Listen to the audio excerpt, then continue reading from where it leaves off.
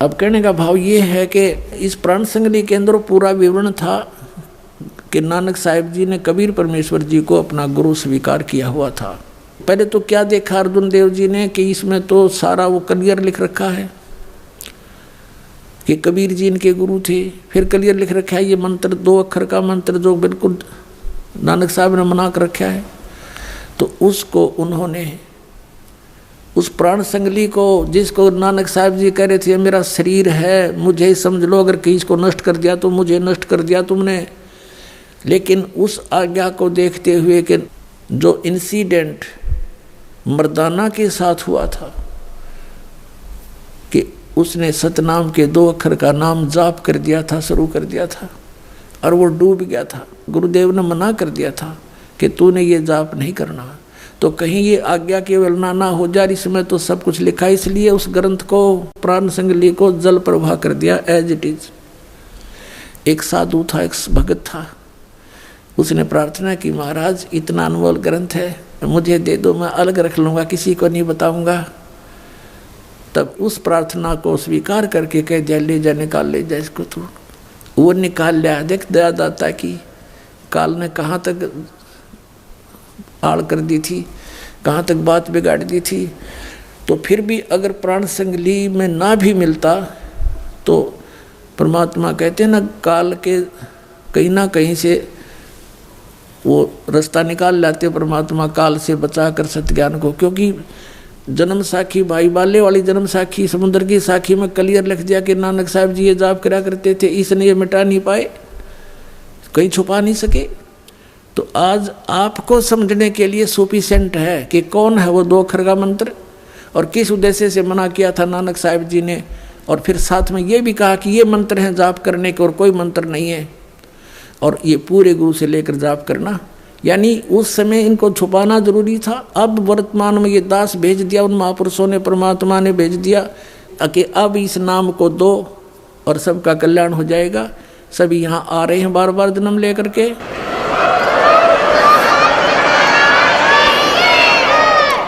अब दिखाता हूँ आपको इतिहास ये प्राण संगली के साथ कैसा हुआ। ये देखिएगा श्री गुरु नानक साहिब की प्राण संगली सटीपन, प्रथम भाग श्री गुरु नानक साहिब विरचित। श्री नानक साहिब ने अपने कर कमलों से रची है प्राणों का अपूर्व कवच, जो सूरत शब्द योग साधन में अमोघ तारों से रचा हुआ है। आगे देखो ये कहाँ से छपा है। प्रकाशक है वेलबीडियर प्रिंटिंग वर्क्स। ये 56A/13 मोतीलाल नेहरू रोड इलाहाबाद से। इसके संपादक कौन है ये देखिएगा। ये है श्री संपूर्ण सिंह। श्री संपूर्ण सिंह तरन तारण पंजाब से। इन्होंने इसकी भूमिका में क्या लिखा है देखिएगा। पहले आवश्यक सूचना पढ़ते हैं। गुरु नानक साहिब जी ने यह अपूर्व ग्रंथ प्राण संगली किस अवसर पर सिंगला द्वीप में वहाँ के परम भक्त राजा शिवनाभ जी को उपदेश करके बख्श दिया, और फिर उनकी 5वीं गद्दी के अधिष्ठाता गुरु अर्जन देव जी ने उसे कैसे सिंगला द्वीप से मंगवाया था और किस कारण से उसे गुरु ग्रंथ साहिब के संग्रह से अलग रखा। इसका वर्णन गुरु नानक साहिब के जीवन चरित्र में दूसरी यात्रा के आखिर के हिस्से में और टिप्पणकार के निवेदन में लिखा है। गुरु नानक साहिब ने यह अनमोल ग्रंथ नाम प्राण संगली क्यों रखा, यह तो पक्के तौर पर वही कह सकता है जिसकी गति उनकी सी हो। ओए होए होए, कहते ये क्यों नहीं गुरु ग्रंथ साहिब में प्राण संगली को जोड़ा, इसके विषय में तो वो ही बता सकता है जिसकी गति उनकी सी हो। यानी नानक साहिब जैसे महापुरुष होंगे वही बता सकेंगे कि किस कारण से प्राण संगली को गुरु ग्रंथ साहिब मना लिया। तो भी कुछ लखावा उसका उनके उस वचन से होता है जो कि निज मुख से उन्होंने राजा शिवनाभ से कहा, ई ग्रंथ मेरी देह है, मेरा स्थूल रूप है, प्राणों मेरिया का संग्रह कहे कवच है, जगत समुद्र का ई पुल है, जगत से पार करने का इसके अंदर जो मार्ग लिखा है वो समझो पुल है। ई प्राण संगली मैं तैनू बख्शी है, ये ई अजर वस्तु है, सोते ही जरी है, यानी तू इसके योग्य है, तूने विश्वास किया इसके ऊपर। ई प्राण संगली अमृत प्रवाह है, और तेरे ही मुख विखे प्रवेश हुई है, होर तिन लोकां विच इस वस्तु ਨੂੰ संभालता कोई नहीं, ताते प्राणों विखे प्राण संगली रखनी। इस वचन से स्पष्ट होता है कि यह ग्रंथ प्राणों का संग्रह रूप है। ये टिप्पणी करने वाला जो विवेचन करता है वो अपनी सोच बता रहा है। संभव है कि इसको गुरु ग्रंथ साहिब की जिल्द में शामिल न करने की वजह यही हो कि गुरु अर्जन देव जी ने समय अनुसार इसे हरेक छोटे बड़े की दृष्टि में लाना उचित न समझा।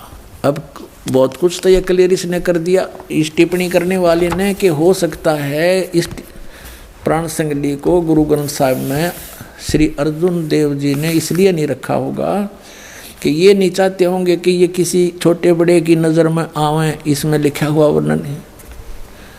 तो फिर इसमें यह भी लिखा है कि ये तो वही बता सकता है कि क्यों नहीं शामिल की गई जो उन्हीं जैसी गति का होगा, उन कैसा ही होगा। तो पुण्यात्मा इसका ये अभिमान ना करना, परमात्मा की दया है आपके ऊपर।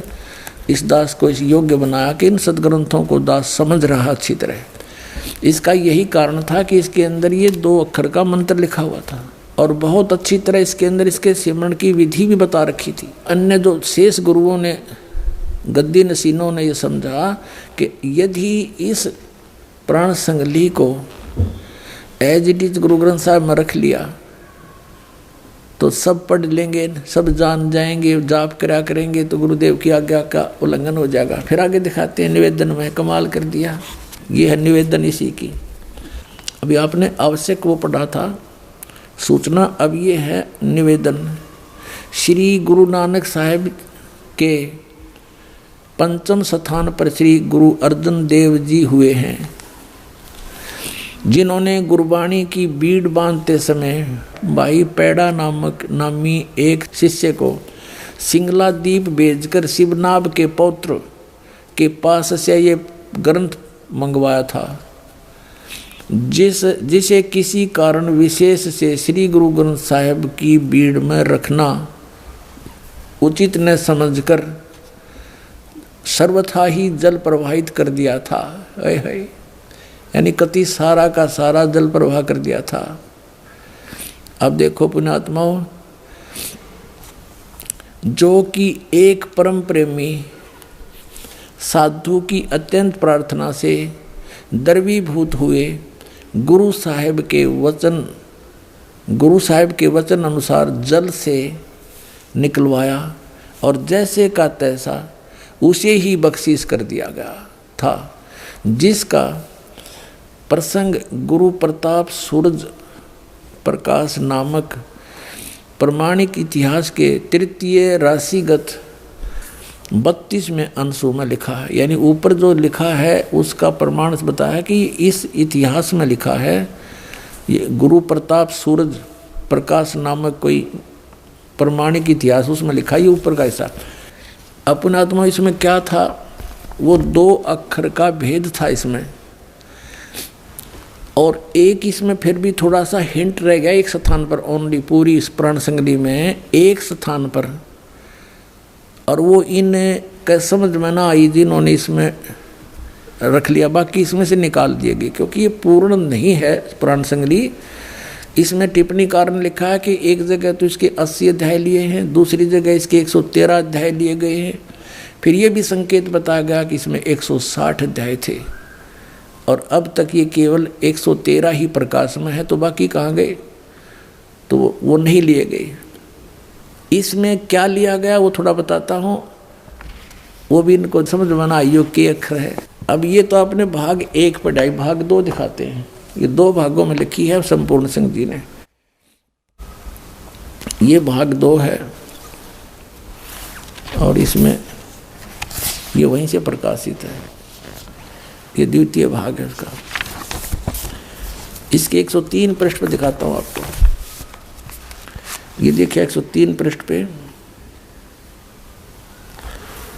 ये प्राण संगली, ये यहाँ से शुरू होता है। ये राग भैरव है। मेला पहला जहाँ हो समझो गुरु नानक देव जी के सीधे वचन है। इसमें क्या लिखा है 103 पृष्ठ पे दूसरा भाग। इसमें लिखा है कि साध संगत मिलिया मन माना और ना मैं ना, ये ओम है स्पष्ट, ये ना मैं ना है, यो है इसके साथ लगना था, ये गलती से इसके साथ लग गया, नहीं इसका हूँ समझ लिया हूँ। ये है ना मैं ना ओम सोहम जाना। है यहाँ इस ना का अर्थ है नाम, तेरा के ना है, जैसे हम सिंपल भाषा में बोलते हैं। और पंजाब क्षेत्र में भी यही बोलते हैं, लगभग मिलती जुलती भाषा। तेरा की ना है, तो ये ना मैं ना, तेरा की नाम है, ना मैं ना है, ओम सोहम जाना, नामों में नाम, ओम सोहम जाना, ये 2 अक्षर का ये है। अगर ये इसके साथ ना जुड़ा होता तो इसमें भी नहीं रहता यो, इसको भी निकाल देते बिल्कुल।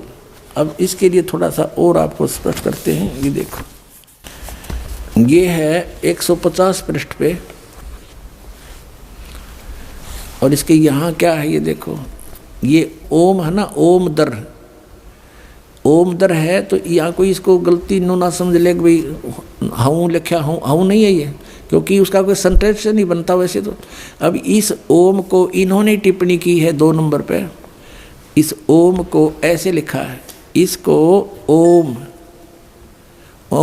दर है ना, ओम दर, तो इसका औं कहते, फिर पंजाबी में अगर औं कहे तो फिर यहाँ भी औं होना चाहिए था ये।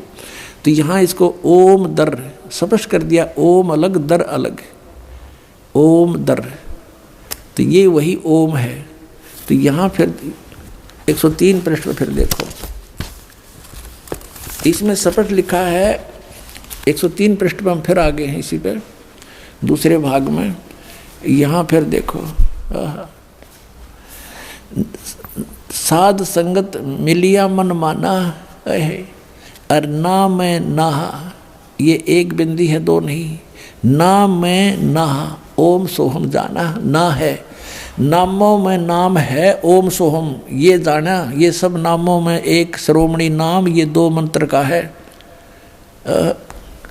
और इसे क्या बताते हैं, सगल भवनमय एक का ज्योति, सतगुरु पाया सहज स्रोत, और नानक कलबिस काटता ही सहज मिले अमृत सिंचाई, कि इस 2 मंत्र के नाम ते ये कलबिस माने पाप कटते हैं। अपने आत्माओं, जैसे अभी तक ये सदग्रंथ पवित्र 4 वेद, पवित्र श्रीमद् भगवत गीता, पवित्र 18 पुराण और पवित्र गुरु ग्रंथ साहिब, पवित्र बाइबल, पवित्र कुरान शरीफ, इसको बड़ी चाव से बड़ी श्रद्धा से सभी अपने धर्म के लोग पढ़ा करते थे, लेकिन समझा कोई नहीं। जिन महापुरुषों ने लिखा, अब उनके लेख को, टीचर के लिखे हुए लेख को टीचर ही बता सकता है, विद्यार्थी नहीं जान सकते, चाहे उसने सिर पर धर कर घूमते रहो।